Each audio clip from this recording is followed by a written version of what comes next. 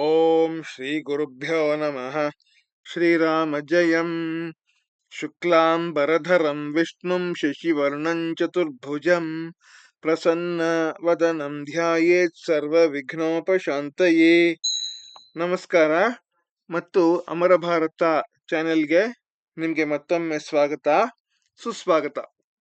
ನಾವೀಗ ರುಚಿರ 8ನೇ ತರಗತಿಯ ಪಠ್ಯ ಪುಸ್ತಕದ ಅಧ್ಯಯನವನ್ನು ಮಾಡ್ತಿದ್ದೇವೆ. ಇದರಲ್ಲಿ ಏಕಾದಶ ಪಾಠ ಸಾವಿತ್ರಿಬಾಯಿ ಫುಲೆ ಅನ್ನೋ ಪಾಠದ ಅಭ್ಯಾಸ ಭಾಗವನ್ನ ಈ ವಿಡಿಯೋನಲ್ಲಿ ನೋಡೋಣ. ಮೊದಲನೇ ಪ್ರಶ್ನೆ, ಏಕಪದೇನ ಉತ್ತರತ, ಒಂದೇ ಪದದಲ್ಲಿ ಉತ್ತರಿಸಿರಿ. ಕೀದೃಶೀನಾಂ ಕುರೀತೀನಾಂ ಸಾವಿತ್ರಿ ಮುಖರಂ ವಿರೋಧಂ ಅಕರೋತ್. ಉತ್ತರ, ಸಾಮಾಜಿಕಾನಾಂ ಕುರೀತೀನಾಂ.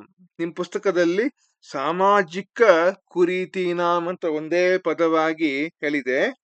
ಇಲ್ಲಿ ಕೀದೃಶೀನಾಂ ಅಂತ ಹೇಳಿರೋದ್ರಿಂದ ಸಾಮಾಜಿಕಾನಾಂ ಅಂತ ಬರೆದಿರುವಂಥದ್ದು. ಕೆ ಕೂಪಾತ್ ಜಲೋದ್ಧರಣಂ ಅವಾರಯನ್.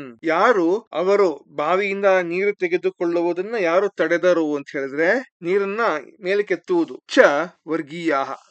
ಜಲೋದ್ಧರಣ ಅಂದ್ರೆ ಕನ್ನಡದಲ್ಲಿ ನೀರನ್ನ ಬಾವಿಯಿಂದ ಸೇದುವುದು ಅಂತ ಹೇಳ್ತಾರೆ. ಕ ಸ್ವದೃಢ ನಿಶ್ಚಯಾತ್ ನ ವಿಚಲತಿ. ಯಾರು ತಮ್ಮ ದೃಢವಾದ ನಿಶ್ಚಯದಿಂದ ಕದಲುವುದಿಲ್ಲ ಅಂತಂದ್ರೆ ಸಾವಿತ್ರಿಬಾಯಿ ಫುಲೆ. ವಿಧವಾನಾಂ ಶಿರೋಮುಂಡನಸ್ಯ ನಿರಾಕರಣಾಯ ಸಾ ಕೈಃ ಮಿಲಿತ. ವಿಧವೆಯರ ತಲೆಗೂದಲಿನ ಮುಂಡನ ಯಾವುದಿದೆಯೋ ಅದನ್ನ ಮಾಡದೇ ಇರುವುದಕ್ಕೆ ಸಾವಿತ್ರಿಬಾಯಿ ಫುಲೆ ಅವರು ಯಾರನ್ನ ಭೇಟಿ ಮಾಡಿದರು ಅಂತಂದ್ರೆ ನಾಪಿತೈಹಿ. ಕೈಹಿ ಅಂದ್ರೆ ನಾಪಿತೈಹಿ ಅಂದ್ರೆ ಕ್ಷೌರಿಕರು ಯಾರಿದ್ದರೋ ಅವರನ್ನ ಭೇಟಿ ಮಾಡಿದರು. ಸಾ ಕಾಸಾಂ ಕೃತೆ ಪ್ರದೇಶಸ್ಯ ಪ್ರಥಮಂ ವಿದ್ಯಾಲಯಂ ಆರಭತ. ಯಾರ ವಿಷಯದಲ್ಲಿ ಅವರು ಅದೇ ಪ್ರದೇಶದ ಮೊದಲನೆಯ ಶಾಲೆಯನ್ನ ಪ್ರಾರಂಭಿಸಿದರು ಅಂತಂದ್ರೆ ಕನ್ಯಾನಾಂ ಕೃತೆ. ಬಾಲಕಿಯರ ವಿಷಯದಲ್ಲಿ ಅವರು ಬಾಲಕಿಯರಿಗೋಸ್ಕರ ಒಂದು ಶಾಲೆಯನ್ನ ಪ್ರಾರಂಭಿಸಿದವರು ಇವರೇ ಮೊದಲಿಗರು ಅಂತ. ಎರಡನೇದು, ಪೂರ್ಣವಾಕ್ಯನ ಉತ್ತರತ. ಸಂಸ್ಕೃತ ಭಾಷೆಯಲ್ಲಿ ವಾಕ್ಯಗಳಲ್ಲಿ ಉತ್ತರಿಸಿರಿ ಅಂತ ಹೇಳಿ.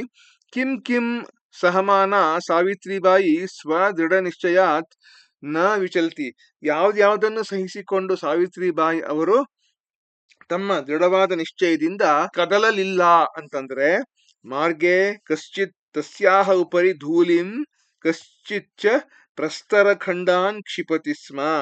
ದಾರಿಯಲ್ಲಿ ಹೋಗ್ತಿದ್ದಾಗ ಯಾರೋ ಒಬ್ಬರು ಅವರ ಮೇಲೆ ಧೂಳನ್ನು ಮತ್ತು ಇನ್ನು ಕೆಲವರು ಕಲ್ಲಿನ ಚೂರುಗಳನ್ನು ಎಸೆಯುತ್ತಿದ್ದರು. ಏತಾನ್ ಸರ್ವಾನಪಿ ಸಹಮಾನ. ಇವೆಲ್ಲವನ್ನೂ ಸಹಿಸಿಕೊಂಡು ಸಾವಿತ್ರಿಬಾಯಿ ಸ್ವದೃಢ ನಿಶ್ಚಯಾತ್ ನ ವಿಚಲತಿ. ತಮ್ಮ ದೃಢವಾದ ನಿಶ್ಚಯದಿಂದ ಕದಲಲೇ ಇಲ್ಲ ಅಂತ ಹೇಳಿ. ಸಾವಿತ್ರಿಬಾಯಿ ಫುಲೆ ಮಹೋದಯಾಯಾಹ ಪಿತ್ರೋಹ ನಾಮ ಕಿಂ ಆಸೀತ್. ಸಾವಿತ್ರಿಬಾಯಿ ಫುಲೆ ಅವರ ತಂದೆ ತಾಯಿಯರ ಹೆಸರುಗಳೇನು? ಎರಡನೇ ಉತ್ತರ, ಸಾವಿತ್ರಿಬಾಯಿ ಫುಲೆ ಮಹೋದಯಾಯಾಹ ಮಾತುಃ ನಾಮ ಲಕ್ಷ್ಮೀಬಾಯಿ ಇತಿ. ಅವರ ತಾಯಿಯ ಹೆಸರು ಲಕ್ಷ್ಮೀಬಾಯಿ ಎಂದು. ಪಿತುಃ ನಾಮ ಖಂಡೋಜಿ ಇತಿ ಆಸ್ತಾಂ. ತಂದೆಯ ಹೆಸರು ಖಂಡೋಜಿ ಎಂದು. ಮೂರನೇದು, ವಿವಾಹ ಅನಂತರಮಪಿ ಸಾವಿತ್ರ್ಯಾಹ ಮನಸಿ ಅಧ್ಯಯನ ಅಭಿಲಾಷಾ ಕಥಂ ಉತ್ಸಾಹಂ ಪ್ರಾಪ್ತವತಿ. ಮದುವೆಯಾದ ನಂತರವೂ ಕೂಡ ಅವ್ರಿಗೆ ಅಧ್ಯಯನವನ್ನ ಮಾಡಬೇಕು ಅನ್ನುವಂಥ ಆಸೆ ಉತ್ಸಾಹಗಳು ಹೇಗೆ ಬಂದವು ಅಂತಂದ್ರೆ ವಿವಾಹ ಅನಂತರಂ ತಸ್ಯಾಹ ಪತಿ. ವಿವಾಹವಾದ ಮೇಲೆ ಅವರ ಪತಿಯವರು ಜ್ಯೋತಿಬಾ ಫುಲೆ ಅನ್ನೋರು ಸ್ತ್ರೀ ಶಿಕ್ಷಾಯಾಹ ಪ್ರಬಲ ಸಮರ್ಥಕ ಆಸೀತ್. ಸ್ತ್ರೀ ಶಿಕ್ಷಣ ಅಂದ್ರೆ ಹೆಣ್ಣು ಹುಡುಗಿಯರು ವಿದ್ಯೆಯನ್ನು ಕಲಿಬೇಕು ಅನ್ನೋದರ ಪ್ರಬಲವಾದ ಸಮರ್ಥಕರಾಗಿದ್ದರು. ಅತಏವ ಸಾವಿತ್ರ್ಯಾಹ ಮನಸಿ ಅಧ್ಯಯನ ಅಭಿಲಾಷಾ ಉತ್ಸಾಹಂ ಪ್ರಾಪ್ತವತಿ. ಇದರಿಂದ ಸಾವಿತ್ರಿಬಾಯಿ ಅವರ ಮನಸ್ಸಿನಲ್ಲಿ ಅಧ್ಯಯನ ಮಾಡಬೇಕು ಅನ್ನುವಂಥ ಆಸೆ ಉತ್ಸಾಹಗಳು ಬಂದವು. ಮುಂದಕ್ಕೆ, ಜಲಂ ಪಾತುಂ ನಿವಾರ್ಯಮಾಣಾಹ ನಾರೀಃ ಸಾ ಕುತ್ರ ನೀತವತಿ ಕಿಂಚ ಅಕಥಯತ್. ಆ ನೀರನ್ನು ಬಾವಿಯಿಂದ ತೆಗೆದುಕೊಳ್ಳಬೇಡಿ ಯಾರು ಯಾವ ಸ್ತ್ರೀಯರನ್ನು ತಡೆದರೋ ಅವರನ್ನು ಇವರು ಎಲ್ಲಿಗೆ ಕರೆದುಕೊಂಡು ಹೋದರು ಮತ್ತು ಏನ್ ಹೇಳಿದರು ಅಂತಂದ್ರೆ ಜಲಂ ಪಾತಂ ನಿವಾರ್ಯಮಾಣಾಹ ನಾರೀಃ ನಿಜ ಕ್ಷೇತ್ರಂ ನೀತವತಿ. ಅವರ ಸ್ವಂತ ಜಾಗಕ್ಕೆ ಕರ್ಕೊಂಡು ಹೋದ್ರು. ತತ್ರ ತಡಾಕಂ ದರ್ಶಯಿತ್ವ, ಅಲ್ಲಿ ಒಂದು ಕೊಳವನ್ನು, ಕೆರೆಯನ್ನು ತೋರಿಸಿ, ಯಥೇಷ್ಟಂ ಜಲಂ ನಯತ ಇತಿ ಅಕಥಯತ್, ನಿಮ್ಗೆ ಇಷ್ಟ ಬಂದಂತೆ ನೀವು ನೀರನ್ನು ಸ್ವೀಕರಿಸಬಹುದು ಅಂತ ಹೇಳಿದರು. ಮುಂದಕ್ಕೆ, ಕಾಸಾಂ ಸಂಸ್ಥಾನಾಂ ಸ್ಥಾಪನಾಯಾಂ ಫುಲೆ ದಂಪತಯೋಃ ಅವದಾನಂ ಮಹತ್ವಪೂರ್ಣಂ. ಯಾವ ಸಂಸ್ಥೆಗಳ ಸ್ಥಾಪನೆಯಲ್ಲಿ ಫುಲೆ ದಂಪತಿಗಳ ಕೊಡುಗೆ ಅಪಾರವಾದದ್ದು, ಮಹತ್ತರವಾದದ್ದು ಅಂತಂದ್ರೆ ಮಹಿಳಾ ಸೇವಾ ಮಂಡಲ, ಶಿಶು ಹತ್ಯಾ ಪ್ರತಿಬಂಧಕ ಗೃಹಂ ಇತ್ಯಾದೀನಾಂ ಸಂಸ್ಥಾನಾಂ ಸ್ಥಾಪನಾಯಾಂ ಫುಲೆ ದಂಪತಯೋಃ ಅವದಾನಂ ಮಹತ್ವಪೂರ್ಣಂ ಅಸ್ತಿ. ಈ ಎರಡು ಸಂಸ್ಥೆಗಳು ಮುಂತಾದ ಸಂಸ್ಥೆಗಳ ಸ್ಥಾಪನೆಯಲ್ಲಿ. ಮುಂದಕ್ಕೆ, ಸತ್ಯಶೋಧಕ ಮಂಡಲಸ್ಯ ಉದ್ದೇಶ್ಯಂ ಕಿಂ ಆಸೀತ್. ಈ ಮಂಡಲ, ಸತ್ಯಶೋಧಕ ಮಂಡಲದ ಸ್ಥಾಪನೆ ಉದ್ದೇಶವೇನಿತ್ತು ಅಂತಂದ್ರೆ, ಸತ್ಯಶೋಧಕ ಮಂಡಲಸ್ಯ ಉದ್ದೇಶಂ ಆಸೀತ್ ಉತ್ಪೀಡಿತಾನಾಂ ಸಮುದಾಯಾನಾಂ ಸ್ವಾಧಿಕಾರಾನ್ ಪ್ರತಿ ಜಾಗರಣಂ ಇತಿ. ಯಾರ್ಯಾರು ಸಮಾಜದಲ್ಲಿ ಪೀಡಿತರಾಗಿದ್ದಾರೋ ಆ ಸಮುದಾಯಗಳಿಗೆ ಅವರವರ ಅಧಿಕಾರದ ಬಗ್ಗೆ ತಿಳುವಳಿಕೆ ಕೊಡುವಂಥದ್ದೇ ಈ ಸತ್ಯಶೋಧಕ ಮಂಡಲದ ಉದ್ದೇಶವಾಗಿದ್ದಿತು.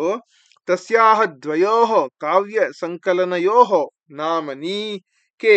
ಅವರ ಎರಡು ಕಾವ್ಯ ಸಂಕಲನಗಳ ಹೆಸರುಗಳನ್ನು ಹೇಳಿರಿ ಅಂತ ಹೇಳ್ತಾರೆ.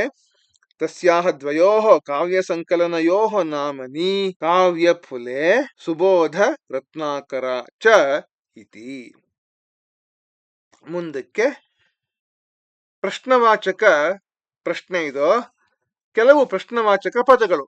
ಕಹ, ಕ ಅಂದ್ರೆ ಯಾರು ಪುಲ್ಲಿಂಗ ಸ್ತ್ರೀಲಿಂಗಗಳಲ್ಲಿ, ಕಿಂ ಅಂದ್ರೆ ಏನು ನಪುಂಸಕಲಿಂಗದಲ್ಲಿ, ಕುತ್ರ ಅಂದ್ರೆ ಎಲ್ಲಿ, ಕತಿ ಅಂದ್ರೆ ಎಷ್ಟು, ಕದಾ ಅಂದ್ರೆ ಯಾವಾಗ, ಕುತಃ ಅಂದ್ರೆ ಎಲ್ಲಿಂದ, ಕಥಂ ಅಂದ್ರೆ ಹೇಗೆ, ಕಿಮರ್ಥಂ ಅಂದ್ರೆ ಏಕೆ, ಕೀದೃಶಃ ಕೀದೃಶಿ ಕೀದೃಶಂ ಅಂತಂದ್ರೆ ಯಾವ ತರಹದ ಪುಲ್ಲಿಂಗ ಸ್ತ್ರೀಲಿಂಗ ನಪುಂಸಕಲಿಂಗಗಳಲ್ಲಿ.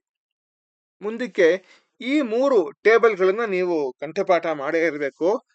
ಕಿಂ ಶಬ್ದದ ಪುಲ್ಲಿಂಗ ರೂಪಗಳು: ಕಹ ಕೌಕೆ, ಕಂ ಕೌಕಾನ್, ಕೇನ ಕಾಭ್ಯಾಂ ಕೈಃ, ಕಸ್ಮೈ ಕಾಭ್ಯಾಂ ಕೇಭ್ಯಃ, ಕಸ್ಮಾತ್ ಕಾಭ್ಯಾಂ ಕೇಭ್ಯಃ, ಕಸ್ಯ ಕಯೋಃ ಕೇಶಾಂ, ಕಸ್ಮಿನ್ ಕಯೋಃ ಕೇಶು.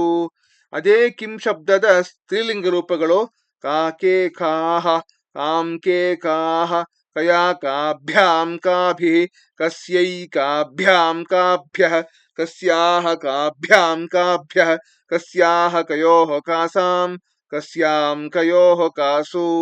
ಅದೇ ಕಿಂ ಶಬ್ದ ನಪುಂಸಕಲಿಂಗದಲ್ಲಿ: ಕಿಂ ಕೆ ಕಾನಿ, ಕಿಂ ಕೆ ಕಾನಿ, ಕೇನ ಕಾಭ್ಯಾಂ ಕೈಃ. ಮುಂದಕ್ಕೆ ಪುಲ್ಲಿಂಗದ ಹಾಗೆ ಬರುತ್ತೆ. ಇನ್ನು ಕೆಲವು ಉದಾಹರಣೆಗಳನ್ನ ನೋಡೋಣ. ಏನ್ ಮಾಡ್ಬೇಕು ಅಂತಂದ್ರೆ, ನಾವು ಯಾವ ಪದ ಇದೆಯೋ ಅದರ ಲಿಂಗ ವಚನ ವಿಭಕ್ತಿಗಳ ಪ್ರಕಾರವಾಗಿ ಈ ಮೂರು ಪಟ್ಟಿಗಳಲ್ಲಿ ಯಾವುದು ಬಂದಿದೆಯೋ ಅದನ್ನ ಸರಿಯಾಗಿ ಅಲ್ಲಿ ಬಳಸಬೇಕು ಅಂತ ಹೇಳಿ ಅರ್ಥ. ಇಲ್ಲಿ ಇದಕ್ಕೆ ಉದಾಹರಣೆಗಳನ್ನು ನೋಡೋಣ. ಇಲ್ಲಿ ರಾಜ ಅಂತಂದ್ರೆ ಪುಲ್ಲಿಂಗ ಶಬ್ದ, ಪ್ರಥಮ ವಿಭಕ್ತಿ ಏಕವಚನ, ಹಾಗಾಗಿ ಅಲ್ಲೇನ್ ಬರುತ್ತಲ್ಲಿ ಕಹ, ಅದೇ ಪ್ರಶ್ನವಾಚಕ ಪದ. ಮುಂದಕ್ಕೆ, ರಮಾ ಅಂತಂದ್ರೆ ಪ್ರಥಮ ವಿಭಕ್ತಿ ಏಕವಚನವೇ ಆದರೂ ಕೂಡ ಅದು ಸ್ತ್ರೀಲಿಂಗ ಪದ, ಹಾಗಾಗಿ ಈ ಟೇಬಲ್ ಪ್ರಕಾರ ಕಾ ಅಂತ ಬರುತ್ತೆ. ಮುಂದಕ್ಕೆ ಹೀಗೆ ರಾಮಾಯಣ ಅಂದ್ರೆ ಕೇನ ಅಂತ ಬರುತ್ತೆ, ಶಾರದಯ ಅಂದ್ರೆ ಕಯ ಅಂತ ಬರುತ್ತೆ, ತಪೋವನೆ ಅಂದ್ರೆ ಒಂದು ಜಾಗ, ಅದು ತಪೋವನದಲ್ಲಿ ಅಂತ ಹೇಳಿ, ಹಾಗಾಗಿ ಕಸ್ಮಿನ್ ಅಂತಂದ್ರೆ ಸಪ್ತಮಿ ವಿಭಕ್ತಿ ಪದವನ್ನು ಬಳಸ್ಬೋದು. ಕುತ್ರ ಅಂದ್ರೆ ಎಲ್ಲಿ ಅನ್ನೋ ಪದವನ್ನು ಬಳಸ್ಬೋದು. ನೋಡಿ, ಹಿಂದೆ ನೋಡಿದ ಹಾಗೆ ಕುತ್ರ ಅಂದ್ರೆ ಎಲ್ಲಿ ಅಂತ ಹೇಳಿ ಆ ರೀತಿ ಬಳಸ್ಬೋದು. ಹಾಗೆ ಸರೋವರಸ್ಯ ಬಹಳ ಸುಲಭ, ಈ ತರ ಅಸ್ಯ ಅಂತ ಬಂದ್ಬಿಟ್ರೆ ನೇರವಾಗಿ ಕಸ್ಯ ಅಂತ ಹಾಕ್ಬೋದು. ದೇವಾನ್ ಅಂತಂದ್ರೆ ಕಾನ್ ಅಂತ, ಧೇನೂನಾಂ ಅಂದ್ರೆ ಕಾಸಾಂ. ಇದು ಸ್ತ್ರೀಲಿಂಗ ಪದ, ಷಷ್ಠಿ ವಿಭಕ್ತಿ ಬಹುವಚನ. ಹೇಗ್ ಬರುತ್ತೆ ಅಂತ ಹೇಳ್ತೇನೆ. ಷಷ್ಠಿ ವಿಭಕ್ತಿ ಬಹುವಚನದಲ್ಲಿ ಕಾಸಾಂ ಅಂತ ಬರುತ್ತೆ. ಮುಂದಕ್ಕೆ ನಗರಾತ್ ಅಂತಂದ್ರೆ ನಗರದಿಂದ ಅಂತಂದ್ರೆ ಕಸ್ಮಾತ್ ಅಂತಲೂ ಬಳಸಬಹುದು. ಅದಕ್ಕೆ ಬದಲಾಗಿ ಕುತಃ ಅಂದ್ರೆ ಎಲ್ಲಿಂದ ಅಂತ ಬಂತಲ್ಲ, ಅದನ್ನು ಬಳಸಬಹುದು. ನಗರಾತ್ ಅಂದ್ರೆ ನಗರದಿಂದ, ಎಲ್ಲಿಂದ ಅಂದ್ರೆ ನಗರದಿಂದ. ಕುತಃ, ಕಸ್ಮಾತ್ ಅನ್ನೋದು ಸರಿ, ಕುತಃ ಅನ್ನೋದು ಸರಿ. ಈಗ ಪ್ರಶ್ನೆಗೆ ಹೋಗೋಣ. ರೇಖಾಂಕಿತ ಪದಾನಿ ಅಧಿಕೃತ್ಯ ಪ್ರಶ್ನ ನಿರ್ಮಾಣಂ ಕುರುತ. ಪ್ರಶ್ನೆಗಳನ್ನು ನಿರ್ಮಿಸಿರಿ ಅಂತ ಹೇಳ್ತಾರೆ. ಸಾವಿತ್ರಿಬಾಯಿ ಕನ್ಯಾಭಿ ಸವಿನೋದಂ ಆಲಪಂತಿ ಅಧ್ಯಾಪನೆ ಸಂಲಗ್ನ ಭವತಿ ಸ್ಮ. ಕನ್ಯಾಭಿಹಿ ಅಂತಿದೆ, ಇದು ಎಲ್ಲಿ ಬರುತ್ತೆ ಅಂತ ನೋಡೋಣ. ಕಾಭಿಹಿ ಸ್ತ್ರೀಲಿಂಗದಲ್ಲಿ ತೃತೀಯ, ಬಹುವಚನದಲ್ಲಿ ಕಾಭಿಹಿ ಅಂತ ಇಲ್ಲಿ ನಮಗೆ ಕಾಣಿಸುತ್ತಲ್ಲ, ಅದೇ ಪದವೇ ಅದಕ್ಕೆ ಉತ್ತರ. ಅಲ್ಲಿ ಕಾಭಿಹಿ, ಮಿಕ್ಕಿದ್ದೆಲ್ಲ ಹಂಗೆ ಇರುತ್ತೆ, ಅಲ್ಲಿ ಕ್ವಶನ್ ಮಾರ್ಕ್ ಮಾತ್ರ ಮರಿಬಾರ್ದು. ಸಾ ಮಹಾರಾಷ್ಟ್ರಸ್ಯ, ಬಹಳ ಸುಲಭ ಇದು. ನಾನು ಹೇಳಿದ್ನಲ್ಲ, ಅಸ್ಯ ಅಂತ ಬಂದ್ರೆ ಕಸ್ಯ ಅಂತ ಹಾಕ್ಬಿಡೋದು ಅಷ್ಟೇ ಅಲ್ಲಿ. ಮುಂದಕ್ಕೆ ಕನ್ಯಾನಾಂ ಅಂದ್ರೆ ಧೇನೂನಾಂ ತರ, ಷಷ್ಠಿ ವಿಭಕ್ತಿ ಬಹುವಚನ ಕಾಸಾಂ ಅಂತ ಹೇಳಿ. ಮುಂದಕ್ಕೆ ಮನುಷ್ಯಾಣಾಂ, ಅದೇ ಷಷ್ಠಿ ವಿಭಕ್ತಿ ಬಹುವಚನ, ಅದೇ ಇದು ಪುಲ್ಲಿಂಗ, ಹಾಗಾಗಿ ಕೇಶಾಂ ಅಂತ ಬರುತ್ತೆ. ಸಾವಿತ್ರಿ ಅಂದ್ರೆ ಇದು ಪ್ರಥಮ ವಿಭಕ್ತಿ ಏಕವಚನ. ಸಾಹಿತ್ಯ ರಚನೆಯ ಅಪಿ ಸಾವಿತ್ರಿ ಮಹೀಯತೆ ಅಂದ್ರೆ ಅಲ್ಲಿ ಕಾ ಅಂತಷ್ಟೇ ಹಾಕುವಂಥದ್ದು. ಈ ಹಸಿರು ಬಣ್ಣದ ಪದಗಳು ಹೇಗೆ ಬಂತು ಅಂತ ನಿಮ್ಗೆ ಅರ್ಥವಾಗಿದೆ ಅಂತ ನಾನು ಅನ್ಕೊಳ್ತೇನೆ. ಅರ್ಥವಾಗದೇ ಇದ್ರೆ ಕಾಮೆಂಟ್ ಅಲ್ಲಿ ಬರೀರಿ. ಮುಂದಕ್ಕೆ ಯಥಾ ನಿರ್ದೇಶಂ ಉತ್ತರತ, ನಿರ್ದೇಶಿಸಿದಂತೆ ಉತ್ತರಿಸಿರಿ ಅಂತ ಹೇಳಿ. ಇದಂ ಚಿತ್ರಂ ಪಾಠಶಾಲಾಯಾ ವರ್ತತೆ, ಅತ್ರ ವರ್ತತೆ ಇತಿ ಕ್ರಿಯಾಪದಸ್ಯ ಕರ್ತೃಪದಂ ಕಿಂ. ಇಲ್ಲಿ ವರ್ತತೆ ಅನ್ನೋದು ಕ್ರಿಯಾಪದವಾಗಿದೆ, ಇದಕ್ಕೆ ಅನುಗುಣವಾದ ಕರ್ತೃಪದ ಯಾವುದು ಅಂತಂದ್ರೆ, ಸಬ್ಜೆಕ್ಟ್ ವರ್ಡ್ ಯಾವುದು ಅಂತಂದ್ರೆ ಚಿತ್ರಂ ಅಂತ ಹೇಳಿ. ಮುಂದಕ್ಕೆ ತಸ್ಯಾಹ ಸ್ವಕೀಯಂ ಅಧ್ಯಯನಂ ಅಪಿ ಸಹೈವ ಪ್ರಚಲತಿ ಅಸ್ಮಿನ್ ವಾಕ್ಯೆ ವಿಶೇಷ್ಯ ಪದಂ ಕಿಂ. ಈ ಒಂದು ವಾಕ್ಯದಲ್ಲಿ ವಿಶೇಷ್ಯ ಅಂತಂದ್ರೆ ನಾಮಪದ, ಅದು ಒಂದು ವಿಶೇಷಣಕ್ಕೆ ಸಂಬಂಧಪಟ್ಟ ನಾಮಪದ ಯಾವುದು ಅಂತ ಕೇಳ್ತಿದ್ದಾರೆ. ಉತ್ತರ ಅಧ್ಯಯನಂ, ಸ್ವಕೀಯಂ ಅಧ್ಯಯನಂ ಅಂತೇಳಿ, ಇದೇ ವಿಶೇಷ್ಯ ಪದ. ಮುಂದಕ್ಕೆ ಅಪಿ ಯೂಯಂ ಇಮಾಂ ಮಹಿಳಾಂ ಜಾನೀಥ ಅಸ್ಮಿನ್ ವಾಕ್ಯ ಯೂಯಂ ಇತಿ ಪದಂ ಕೇಭ್ಯಃ ಪ್ರಯುಕ್ತಂ. ಈ ವಾಕ್ಯದಲ್ಲಿ ಯೂಯಂ ನೀವುಗಳು ಅದು ಯಾರಿಗೆ ಯಾರನ್ನು ಉದ್ದೇಶಿಸಿದೆ ಅಂತಂದ್ರೆ ಅಸ್ಮಭ್ಯ, ಕೇಭ್ಯ ಅಂತಿರೋದು ಅದೇ ವಿಭಕ್ತಿ ಇದರಲ್ಲಿ. ಅಸ್ಮಭ್ಯ ಅಂದ್ರೆ ಯಾರಿಗೆ ಉದ್ದೇಶಿಸಿದೆ, ಯಾರು ಈ ಪಾಠವನ್ನು ಓದ್ತಿದ್ದಾರೋ ಅವರಿಗೆ, ಅಂದ್ರೆ ನಮಗೆಲ್ಲರಿಗೂ ಉದ್ದೇಶಿಸಿರುವಂಥದ್ದು ಅಂತ ಹೇಳಿ. ಸಾ ತಾಹ ಸ್ತ್ರೀಯ ನಿಜಗೃಹಂ ನೀತವತಿ ಅಸ್ಮಿನ್ ವಾಕ್ಯ ಸಾ ಇತಿ ಸರ್ವನಾಮ ಪದಂ ಕಸ್ಯೈ ಪ್ರಯುಕ್ತಂ. ಯಾರಿಗಿದು ಉಪಯೋಗಿಸಲ್ಪಟ್ಟಿದೆ ಅಂತಂದ್ರೆ ಸಾವಿತ್ರಿ ಮಹೋದಯಾಯೈ, ಅವರಿಗೆ ಉಪಯೋಗಿಸಲ್ಪಟ್ಟಿರುವಂಥದ್ದು. ಶೀರ್ಣ ವಸ್ತ್ರಾವೃತಾಃ ತಥಾ ಕಥಿತಾಃ ನಿಮ್ನ ಜಾತೀಯಾಃ ಕಾಶ್ಚಿತ್ ನಾರ್ಯಃ ಜಲಂ ಪಾತುಂ ಯಾಚಂತೆ ಸ್ಮ. ಅತ್ರ ನಾರ್ಯಃ, ಅತ್ರ ನಾರ್ಯಃ ಇತಿ ಪದಸ್ಯ ವಿಶೇಷಣ ಪದಾನಿ ಕತಿ ಸಂತಿ ಕಾನಿಚ ಇತಿ ಲಿಖತ. ಈ ನಾರ್ಯಃ ಅನ್ನೋ ಪದಕ್ಕೆ ಎಷ್ಟು ವಿಶೇಷಣ ಪದಗಳಿವೆ, ಎಷ್ಟು ಅಬ್ಜೆಕ್ಟಿವ್ಸ್ ಇದೆ ಅಂತ ಹೇಳಿ ಕೇಳ್ತಾರೆ. ಅವುಗಳನ್ನ ಪಟ್ಟಿ ಮಾಡಿ ಅಂತ ಹೇಳ್ತಾರೆ. ಅಂದ್ರೆ ಇಲ್ಲಿ 4 ಇರುವಂತದ್ದು. ಶೀರ್ಣ ವಸ್ತ್ರಾವೃತಾಃ ತಥಾ ಕಥಿತಾಃ ನಿಮ್ನ ಜಾತೀಯಾಃ ಹಾಗೂ ಕಾಶ್ಚಿತ್, ಈ 4 ವಿಶೇಷಣ ಪದಗಳು ಇವೆ, ಅವುಗಳನ್ನು ಇಲ್ಲಿ ಪಟ್ಟಿ ಮಾಡಲಾಗಿದೆ. ಮುಂದಕ್ಕೆ ಅಧೋಲಿಖಿತಾನಿ ಪದಾನಿ ಆಧೃತ್ಯ ವಾಕ್ಯಾನಿ ರಚಯಿತ, ಕೆಳಗಿನ ಶಬ್ದಗಳನ್ನು ಬಳಸಿ ವಾಕ್ಯಗಳನ್ನು ರಚಿಸಿರಿ ಅಂತ ಹೇಳಿದ್ದಾರೆ. ಸ್ವಕೀಯಂ ಅಂದ್ರೆ ರಾಧಾ ಸ್ವಕೀಯಂ ಗ್ರಾಮಂ ಗತವತಿ, ರಾಧಾ ಅನ್ನೋಳು ತನ್ನ ಸ್ವಂತ ಗ್ರಾಮಕ್ಕೆ ಹೋದಳು ಅಂತ ಹೇಳಿ. ಸವಿನೋದಂ, ಸಾವಿತ್ರಿ ಸವಿನೋದಂ ಪಾಠಂ ಪಠಿತವತಿ ಆಸೀತ್, ಸಾವಿತ್ರಿ ಅವರು ವಿನೋದದಿಂದ ಪಾಠವನ್ನ ಕಲಿಸುತ್ತಿದ್ದರು. ಸಕ್ರಿಯ ಅಂದ್ರೆ ಮಮ ಮಾತಾ ಮಮ ಶಿಕ್ಷಣಸ್ಯ ಕೃತೆ ಅತೀವ ಸಕ್ರಿಯ ಅಸ್ತಿ, ನನ್ನ ತಾಯಿಯವರು ನನ್ನ ವಿದ್ಯೆ ಶಿಕ್ಷಣದ ಬಗ್ಗೆ ಬಹಳ ಸಕ್ರಿಯರಾಗಿ ಇದ್ದಾರೆ ಅಂತ ಹೇಳಿ. ಪ್ರದೇಶಸ್ಯ ಅಂದ್ರೆ ಕರ್ನಾಟಕ ಪ್ರದೇಶಸ್ಯ ಭಾಷಾ ಕನ್ನಡ ಭಾಷಾ ಅಸ್ತಿ. ಕರ್ನಾಟಕ ಪ್ರದೇಶದ ಭಾಷೆ ಕನ್ನಡ ಭಾಷೆ ಅಂತ ಹೇಳಿ.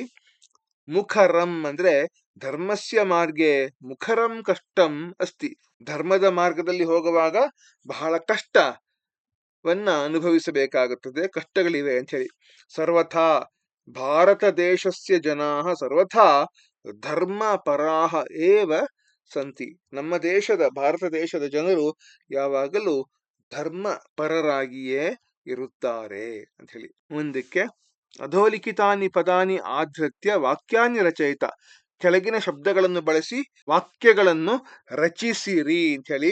ಉಪರಿ ಪರ್ವತಸ್ಯ ಉಪರಿ ಮಂದಿರಂ ಅಸ್ತಿ. ಪರ್ವತದ ಮೇಲೆ ಶಿಖರದಲ್ಲಿ ಮಂದಿರ ಇದೆ ಅಂತ ಹೇಳಿ. ಆದಾನಂ ಅಂದ್ರೆ ವಿದ್ಯಾಯಾಹ ಆದಾನಂ ಸದೈವ ಕರಣೀಯಂ. ವಿದ್ಯೆಯ ಸಂಪಾದನೆ ಯಾವ್ದಿದೆಯೋ ಅದು ಯಾವಾಗಲೂ ನಡೆಯುತ್ತಿರಬೇಕು ಅಂತ ಹೇಳಿ. ಪರಕೀಯಂ ಅಂದ್ರೆ ಪರಕೀಯಂ ಧನಂ ಅಸ್ಮಾಕಂ ನಾಸ್ತಿ ಏವ. ಇನ್ನೊಬ್ಬರ ಹಣ ನಮ್ಮದು ಆಗೋದಿಕ್ಕೆ ಸಾಧ್ಯವೇ ಇಲ್ಲ ಅಂತ ಹೇಳಿ. ಆ ರೀತಿ ಭಾವನೆಯಲ್ಲಿ ನಾವಿರ್ಬೇಕು. ವಿಷಮತ ಅಂತಂದ್ರೆ ಉಚ್ಚ ನೀಚಯೋಹ ವಿಷಮತ ನ ಸ್ಯಾತ್. ಮೇಲು ಕೀಳು ಈ ರೀತಿಯ ವಿಷಮತೆ ಅಂದ್ರೆ ವೈಷಮ್ಯ ಬೇಡ ಅಂತ ಅರ್ಥ ಇಲ್ಲಿ.